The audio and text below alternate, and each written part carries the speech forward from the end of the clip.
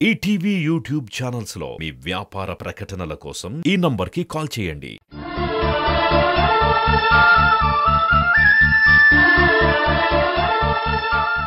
నాకు ఆ డాక్యుమెంట్స్ విషయం గుర్తులేదండి. గుర్తుంటే చెప్పేవాడిని. ఓకే శ్రీ, నేను వాటి గురించి తెలుసుకుంటాను. సరే, వస్తాను. Okay sir.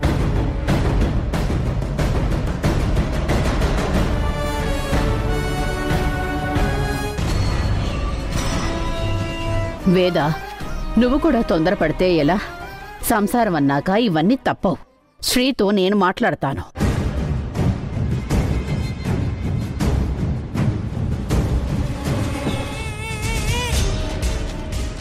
శ్రీ, నీతో మాట్లాడాలి.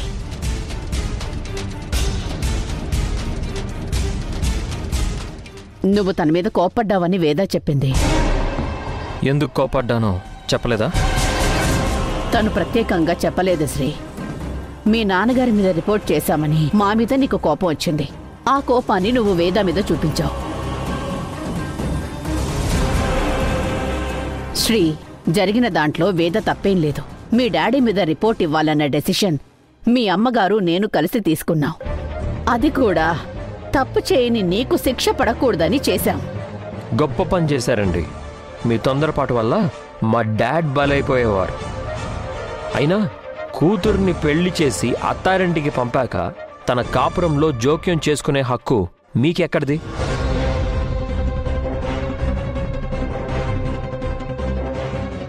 ఆ రోజు కూడా ఇలాగే మా ఇంటికొచ్చి నాన్న అల్లరి చేశారు. నా మీద నిందలు వేసి మీ అమ్మాయిని తీసుకుపోతాను అన్నారు. ఈరోజు మా డాడ్ని అరెస్ట్ చేయించి మా ఇంటి పరువు తీయబోయారు. వయసు రాగానే సరిపోదండి, కాస్త ఇంగిత జ్ఞానం కూడా పెరగాలి. శ్రీ, ఏం మాట్లాడుతున్నావు? మీ డాడీ చంపలేదు నిజమే, కానీ చంపాలని అనుకున్నారు కదా, అది కూడా క్రైమే. ఆయన అకౌంట్లోంచి మనీ ట్రాన్స్ఫర్ అయిందని కన్ఫర్మ్ అయ్యాకే వీళ్ళు రిపోర్ట్ చేశారు. మనిషిని చంపుతామనుకున్నా మీ డాడీ మంచివారు, నేరం జరిగిందని రిపోర్ట్ చేసినా మా మామ్ చెడ్డదా? షటప్ వేదా. మా డాడ్ చంపలేదు, చంపాలి అనుకున్నారు అంతే. అది కూడా కోపంలో అనుకొని ఉంటారు. మనకు కూడా కోపం వస్తే చంపేస్తామంటాం, అంత మాత్రాన చంపేస్తావా? శ్రీ, మీ డాడీ చంపేస్తామని చెప్పి ఊరుకోలేదు. ఒక మనిషిని పిలిచి అతనికి డబ్బులిచ్చి చంపమన్నారు. అది ఖచ్చితంగా నేరమే. తప్పుల గురించి మీరు మాట్లాడకండి. అయినా మా డాడ్ మంచివారో కాదో తేల్చడానికి మీరెవరో? చూడు శ్రీ, ఇది మీ ఇల్లే కావచ్చు, కానీ ఈ ఇంటికి నేను నా కూతుర్ని పంపించాను. నువ్వు జైలుకు వెళితే నా కూతురు బాధపడటమే కాదు, మా ఇంటి పరువు కూడా పోతుంది. కాబట్టి ఎలా చూసినా ఇది నా సమస్య కూడా. ఇంకెప్పుడు ఇది మా ఇంటి సమస్య అనొద్దు. నా కూతురు విషయంలో కలగజేసుకుంటాను, అది నా బాధ్యత. చూడండి, మీ కూతురి కాపురం గురించి మీరు ఆలోచించారు కానీ మా డాడ్ పరువు గురించి మీరు ఆలోచించలేదు. సమయానికి నేను వెళ్ళి డాడ్ని కాపాడాను కాబట్టి సరిపోయింది. లేకపోతే ఈ పాటికి ఏమయ్యేది? అందరం కలిసి ఏడుస్తూ ఉండేవాళ్ళం. చూడువేదా, ఇక నుంచి నువ్వు ఇలాంటి విషయాల్లో ఇన్వాల్వ్ అవ్వకు. ఒకవేళ నువ్వు ఇన్వాల్వ్ అయినా మీ మామ్ని దూరం పెట్టు, లేకపోతే మనం దూరం అవ్వాల్సి వస్తుంది.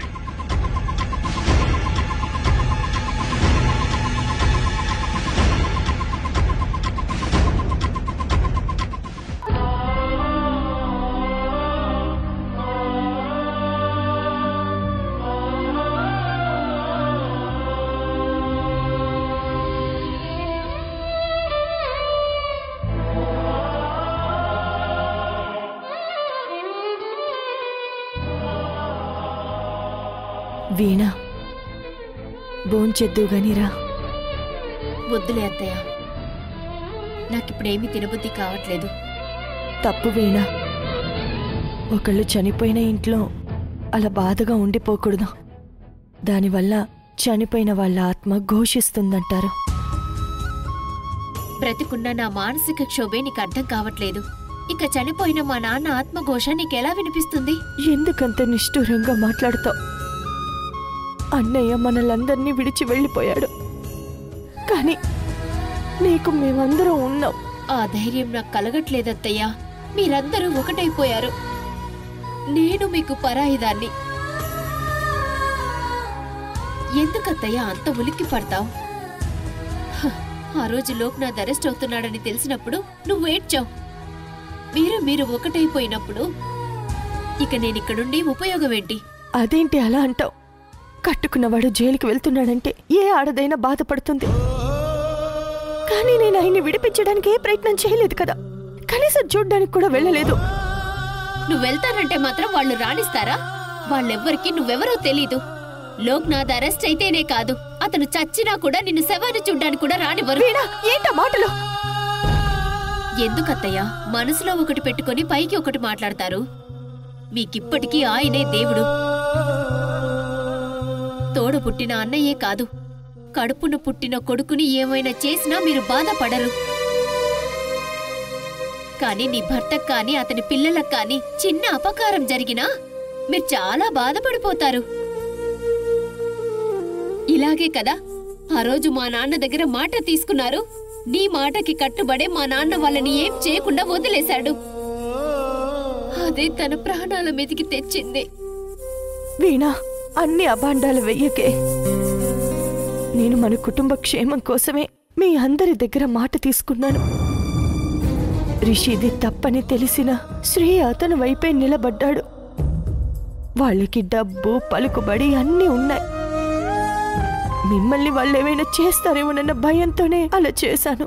మా దగ్గర మాట తీసుకొని మా కాళ్ళు చేతులు కట్టేశావు. మరి వాళ్ళ దగ్గర మాట ఎందుకు తీసుకోలేదు? అంటే వాళ్ళు మమ్మల్ని చంపేసినా పర్వాలేదు అంతే కదా? వీణా, అలా మాట్లాడుకో. చిన్నప్పటి నుంచి ఈ చేతుల మీదే నిన్ను పెంచాను. నీకు కష్టం కలగాలని నేను కోరుకుంటానా? నువ్వు మా గురించి ఎందుకు కోరుకుంటావు? ఆ లోక్నాథ్ గురించి అతని కుటుంబం గురించి కోరుకుంటావు. వాళ్ళకెప్పుడు మంచి జరగాలని దండాలు కూడా పెట్టుకుంటావు. సాత్విక్, చూడ్రా ఇదెలా మాట్లాడుతుందో. వీణా, లోక్నాథ్ మావయ్యను చంపాలనుకున్నాడంతే, కాని చంపలేదు. ఓహో, నువ్వు అలా సపోర్ట్ చేస్తున్నావా? చంపడమే కాదు, చంపాలనుకోవడం కూడా నేరం. కరెక్టే వీణా, కాని మనకు మావయ్యను మర్డర్ చేసిందెవరో తెలియాలి. వాళ్లకు శిక్ష పడాలి, అంతేకాని చంపాలనుకున్న వాళ్ళకు కాదు. ఏంటి బావా, అందరూ కలిసి నాటకాలు ఆడుతున్నారా? మా నాన్నని చంపిన వాణ్ణి సేవ్ చేయడానికి ప్లాన్ చేస్తున్నారా? మా నాన్నని చంపేసి ఆ శ్రీ రెడ్ హ్యాండెడ్ గా దొరికిపోయాడు. తర్వాత అతన్ని నిర్దోషి అని వదిలేశారు. ఇప్పుడు లోక్నాథ్ ఎవరితోనో చంపించబోయాడు అన్నారు. మళ్ళీ అతను కూడా చంపలేదు అంటున్నారు. ఇంతకి మా నాన్నని చంపింది ఎవరు బావా? ఎవరైనా చంపారా? లేకపోతే ఇలాంటి చెల్లెల్ని మేనల్లుని భరించలేక మా నాన్నే సూసైడ్ చేసుకున్నాడని కొత్తగా క్రియేట్ చేస్తారా?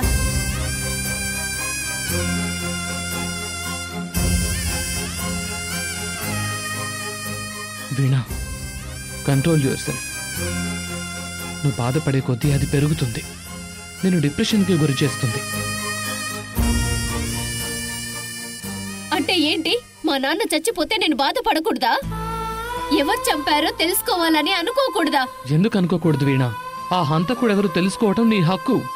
దాన్ని నేను కాదనట్లేదు, కానీ నీ కోపంలో నిన్ను నువ్వే శిక్షించుకుంటున్నావు. సాత్విక్ చెప్పింది నిజం వీణా.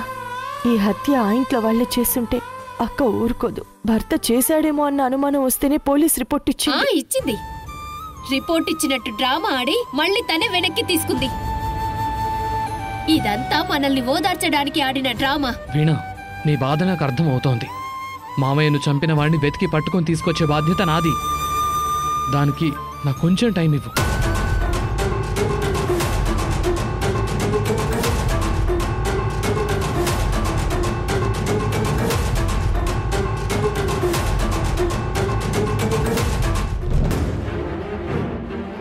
థ్యాంక్ యూ వెంకటేష్ గారు. మీరు లేకపోతే నేను పోలీస్ స్టేషన్ నుంచి బయటకు వచ్చేవాడినే కాదు. ఈ కేసు నేను ఖచ్చితంగా సాల్వ్ చేస్తాను, కానీ ముందు మాకు కొన్ని నిజాలు తెలియాలి. ఏంటి సార్ అవి? అసలు ఈ రఘురామ్ ఎవరు? మీకు అతనికి పరిచయం ఎలా జరిగింది?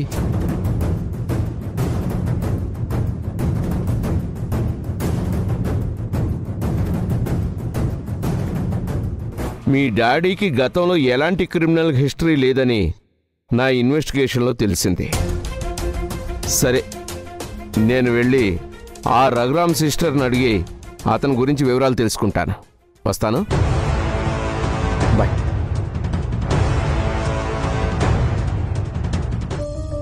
సాత్విక్, ఏంటమ్మా? వీణ మన మీద చాలా కోపంగా ఉందిరా. తనకి ఎలా నచ్చ చెప్పాలో తెలియడం లేదు.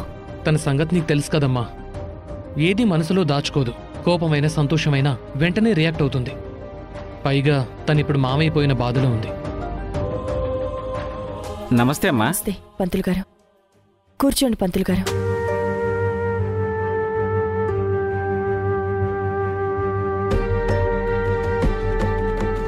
అమ్మా, ఇప్పుడు పంతులు గారిని ఎందుకు రమ్మన్నావు? అది కాదురా, అశుభం జరిగిన ఇంట్లో సంవత్సరంలోపు శుభకార్యం జరగాలరా. అందుకే మీ నిశ్చితార్థానికి ముహూర్తం పెట్టడానికి పంతులు గారిని రమ్మన్నాను. అమ్మగారు చెప్పింది నిజం బాబు. అశుభం జరిగిన ఇంట్లో తప్పకుండా శుభకార్యం జరిగి తీరాలి. 10 రోజుల్లో నిశ్చితార్థానికి ముహూర్తం పెడతాను. చూడండి పంతులు గారు, ఈ పరిస్థితుల్లో నిశ్చితార్థం పెళ్లి అంటూ ఏం చేసుకోలేను.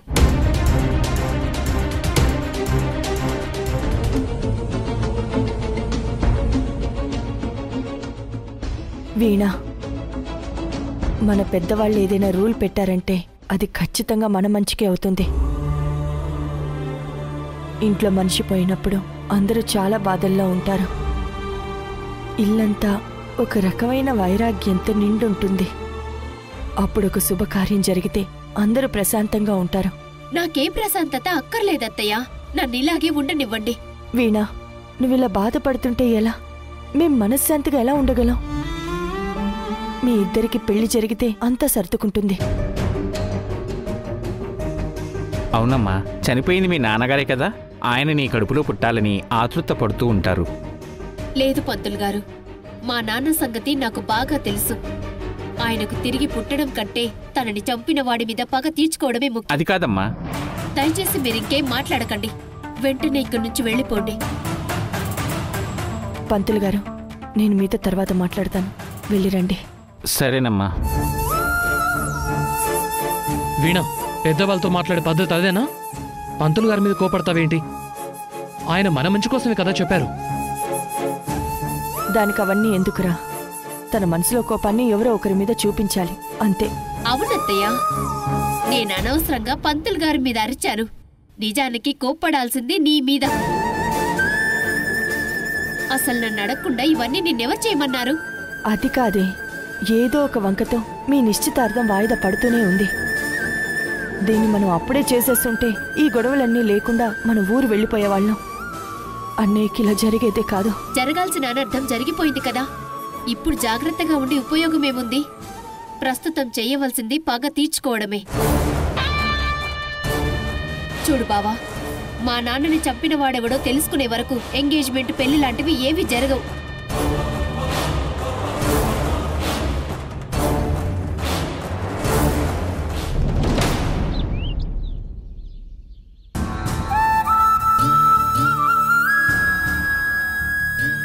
వేద,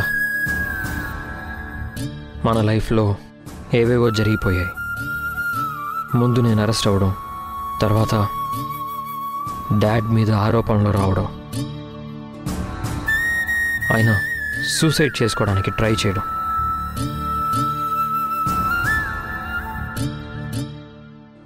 లైఫ్ మొత్తం గందరగోళంగా తయారైంది. ఆ క్షణంలో నీతో హార్ష్గా బిహేవ్ చేశాను. అసలు నేను ఏం తప్పు చేశాను శ్రీ? నా భర్తని కాపాడుకోవాలి అనుకోవటం తప్ప? ఆ మాత్రానికి నన్ను ఇంట్లో నుంచి బయటికి గెంటేస్తానంటావా? వేదా, ఆ రోజు నువ్వు చేసిన పని కరెక్ట్ కాదు. నన్ను రక్షించుకోవాలన్న నీ ఆలోచన కరెక్టే, కానీ అందుకోసం మా డాడ్ని బలి చెయ్యాలనుకోవడం కరెక్ట్ కాదు. అసలు మా డాడ్ మీద రిపోర్ట్ చేయాలన్న ఆలోచన నీకెలా వచ్చింది?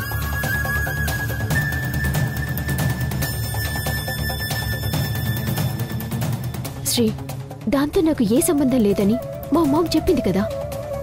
మా మామ్, అత్తయ్య కలిసి మావయ్య గారి మీద రిపోర్ట్ చేయాలి అనుకున్నారు. అలా రిపోర్ట్ చేయడానికి కావాల్సిన ఎవిడెన్స్ మా మామ్కి దొరికింది. ఏది? ఆ కిల్లర్కి మనీ ట్రాన్స్ఫర్ చేయడమా? అది ఒక ఎవిడెన్సా? తెలివైన లాయర్ ఎవ్వరైనా సరే దాన్ని ఈజీగా తేల్చేస్తారు. అయినా అసలు ఆ డబ్బు ఎందుకు పంపారో డాడ్ని అడగాలి. అంతేగాని వెళ్ళి పోలీస్ రిపోర్ట్ ఇవ్వడం ఏంటి? చెప్పాను కదా శ్రీ, మావయ్య గారి మీద పోలీస్ రిపోర్ట్ ఇవ్వడం అనేది నా ఉద్దేశం కాదు. నేను మా మామ్ని అడిగింది చెయ్యని తప్పుకి నీకు శిక్ష పడకూడదు అని. ఆ ఇన్వెస్టిగేషన్లో మా మామ్కి మావయ్య గారి అకౌంట్ నుంచి ఆ కిల్లర్కి మనీ ట్రాన్స్ఫర్ జరిగిన విషయం తెలిసింది.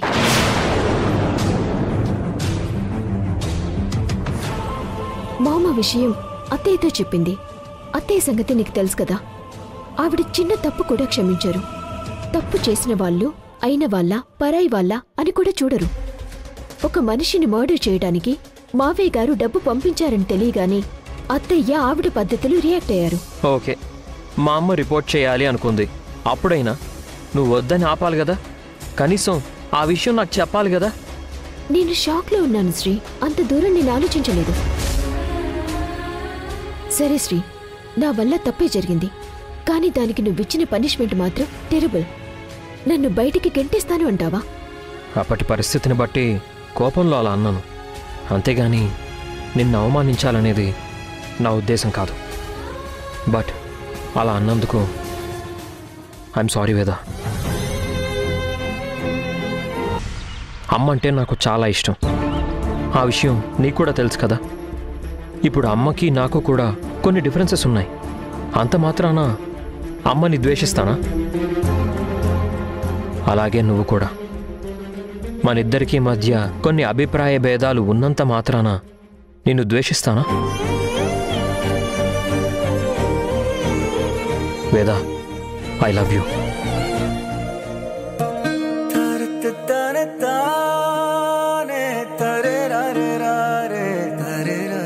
ఇట్స్ ఓకే శ్రీ, నీ సిచ్యువేషన్ని నేను అర్థం చేసుకున్నాను. I do love you. ఇక ముందులా జరగకుండా చూసుకుందాం వేద. ఇక్కడే ఉంటే ఈ చికాకులు మనల్ని వదలవు శ్రీ. మనం కొన్ని రోజులు ఎక్కడికైనా వెళ్దామా? అలా వెళ్ళాలని మనం ఇప్పటికే చాలాసార్లు ట్రై చేసాం. ప్రతిసారి ఫెయిల్ అయ్యాం. ఈసారి ష్యూర్గా సక్సెస్ అవుతాం శ్రీ. మా అమ్మ కూడా మనిద్దరం బయటికి వెళ్తేనే హ్యాపీగా ఉంటామని చెప్పింది. నువ్వు ఓకే చెప్తే అమ్మతో మాట్లాడతాను. తను అన్ని ఏర్పాట్లు చేస్తుంది. లేదు వేద, ఆ రఘురామ్ని చంపిన వాడెవడో తెలియాలి. వాడికి శిక్ష పడాలి.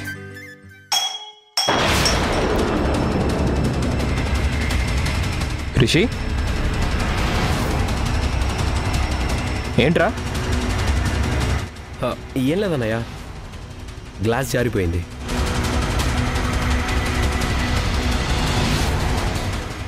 రిషి ఎందుకు తడబడుతున్నాడు? ఏదో తప్పు చేసిన వాళ్ళ తలదించుకుని వెళ్ళిపోయాడేంటి? వేద, ఈసారి ఇలాంటి డెసిషన్స్ తీసుకునే ముందు నాకు చెప్పి చెయ్యి. అలాగే శ్రీ.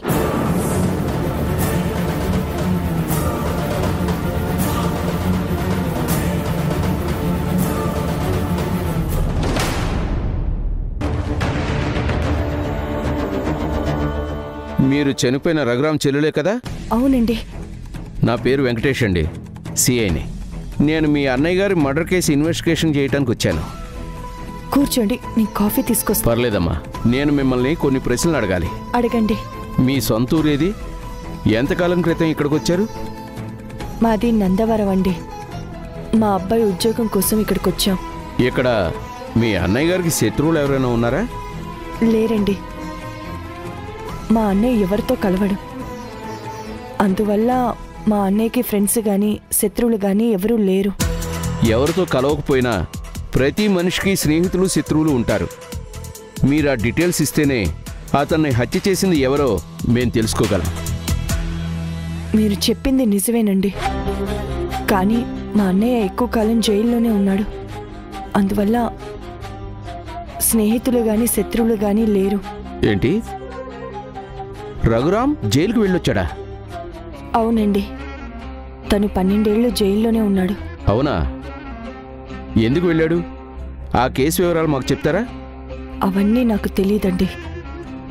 సరేనండి, కనీసం ఆయన ఏ కేసు మీద జైలుకు వెళ్ళారో అదైనా చెప్పగలరా? చెప్పండి. ఆ వివరాలు నాకు తెలియదండి. ఈవిడికి నిజంగానే ఆ వివరాలు తెలీదా, లేకపోతే తెలిసినా చెప్పడం ఇష్టం లేదా? ఓకే మేడం, వెళ్ళొస్తాను. చూడండి మేడం, ఎంక్వైరీ కోసం అవసరమైతే ఇంకోసారి రావాల్సి వస్తుంది. వస్తా మేడం. అలాగేనండి.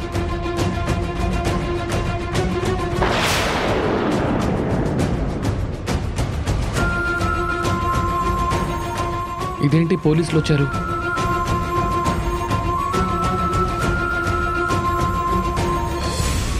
అమ్మా, పోలీసులు ఎందుకు వచ్చారు? వాళ్ళు మీ మావయ్య కేసు దర్యాప్తు చేస్తున్నారంటారా? మీ మావయ్య గురించి వివరాలు అడగడానికి వచ్చారు. మన ఊరి పేరు, ఇక్కడికి ఎందుకు వచ్చాం మొదలైన వివరాలు అడిగారు. మరి నువ్వేం చెప్పావు? మన ఊరి పేరు చెప్పాను. అలాగే మావయ్యకి శత్రువులు ఎవరైనా ఉన్నారా అని అడిగితే ఎవరూ లేరు, ఈ మధ్య జైలు నుంచి వచ్చాడు అని చెప్పాను. ఎంత పని చేసావమ్మా? జైలు నుంచి వచ్చాడని ఎందుకు చెప్పావు? ఏమైందిరా, పోలీసుల దగ్గర అబద్ధం చెప్పడం ఎందుకు? అది కాదమ్మా, ఇప్పుడు పోలీసులు మామయ్య జైలుకి ఎందుకు వెళ్ళాడని ఎంక్వైరీ చేస్తే ఏమవుతుందో తెలుసా? మామయ్యని లోక్నాథ్ జైలుకు పంపాడని తెలుస్తుంది. అప్పుడు నీ రిలేషన్ కూడా బయటకు వస్తుంది. చాలా సమస్యలు వస్తాయమ్మా. సాత్విక్, నేను అంత దూరం ఆలోచించలేదురా. మీ అన్నయ్యకి శత్రువులు ఎవరైనా ఉన్నారా అంటే ఎవరూ లేరని చెప్తూ పొరపాటున చెప్పేశాను. వాళ్ళు ఏం చేస్తారో చూసి మనం ఏం చేయాలో ఆలోచిద్దాం.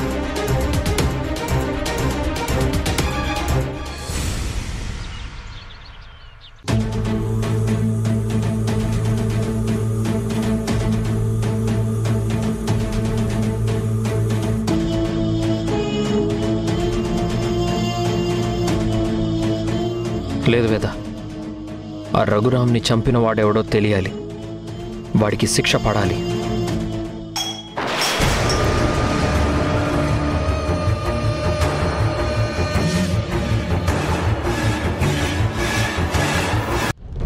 ఇందాకటి నుంచి మా అత్తయ్యని మీ అన్నయ్యకి మా నాన్నకి సంబంధం ఏంటని అడుగుతున్నావు కదా, అదేంటో నేను చెప్తాను.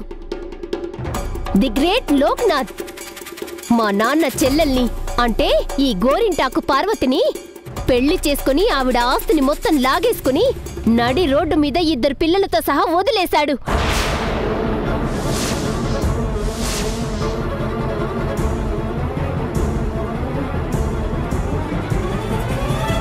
ఈటీవీ విన్ యాప్ రోజుకి కేవలం రూపాయి మాత్రమే. ఇప్పుడే ఈటీవీ విన్ యాప్ డౌన్లోడ్ చేసి సబ్స్క్రైబ్ చేయండి.